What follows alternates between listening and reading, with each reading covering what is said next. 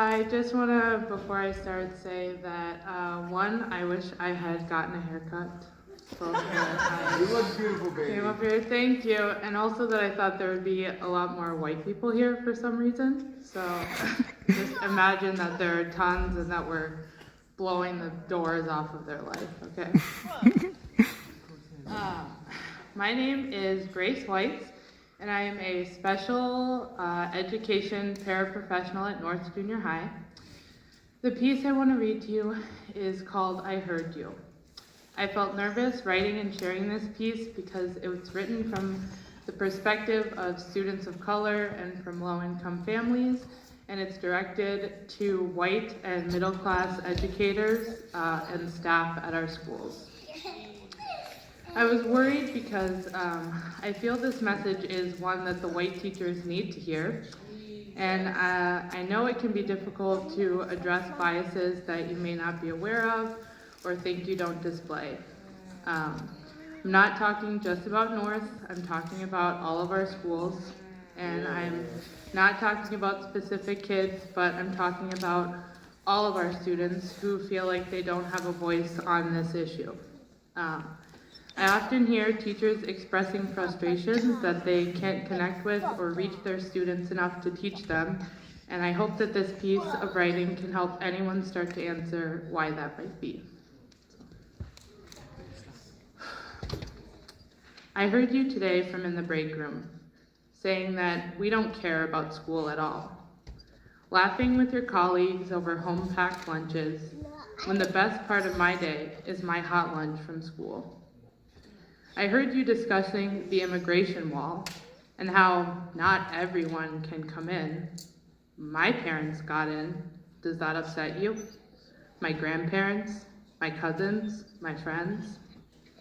When you got your degree 30 years ago, had you ever spoken my country's name?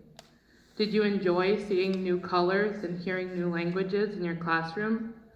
Do you secretly long to teach at a whiter school in a smaller town?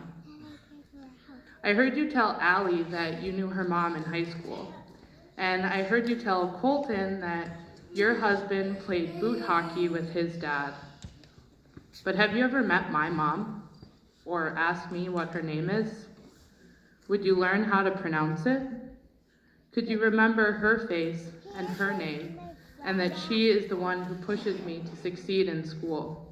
Even though she doesn't know that some places in this school don't feel welcoming to me.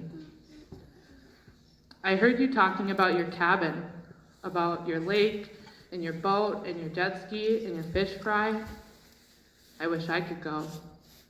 Not just me, but my brothers and my sisters. That we could lay on the sand or feel the itchy grass on our feet after a day of swimming. If my dad can give me enough money, well, not just me, but me and my siblings, we'll walk to the YMCA and take a dip. It's no lake, but that's my beautiful summer memory. I heard you ask another teacher if it's nice there. Would too many people who look like me make it not nice? You say that you're scared to get in trouble for saying the wrong thing, but the wrong things still live inside of you. I can see the wrong things behind your eyes, filtering down to your mouth, and what comes out isn't the wrong thing or the right thing. It's nothing, and it makes me feel like nothing. You say, girls can do anything that boys can do, but have you ever said, students of color can do anything white students can do? And can they? A table of white students sits behind me at lunch. They say foul things, but nobody hears, so they eat in peace. A table of Somali students sit together. They speak excitedly, they laugh loudly, they speak English or Somali, but now they must separate, move tables, leave the lunchroom, go to the office. I heard about how you treated my brother and my sister before you had to attend diversity trainings and workshops. So when I hear you say, I had your brother in class, what I heard is, I'm not gonna like you either. I heard you talking about spring break in Mexico and lazy snow days. I wondered if you knew that I would spend my day in a dark apartment, home alone, with no furniture, no Wi-Fi, and no food. I wondered if you knew that I would rather be at school. I want to hear that Minnesotans don't have to like lakes, that they don't have to have a cabin or a grandpa's cabin. I want you to tell me that not all Minnesotans are hunters or fishermen, and that I truly belong without a deer stand or an ice house. Please tell me that I don't have to be a Lutheran or a Catholic or Norwegian or German, and don't assume that your silence is letting me know. I want to hear that you're happy to teach me, even if my family had to sneak into this country. I want to hear that even if you don't believe in food stamps, that you're happy that I got to eat today.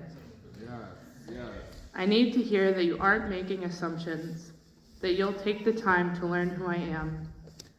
I want to go home and tell my family that all I heard at school today was my teacher saying, "You belong here."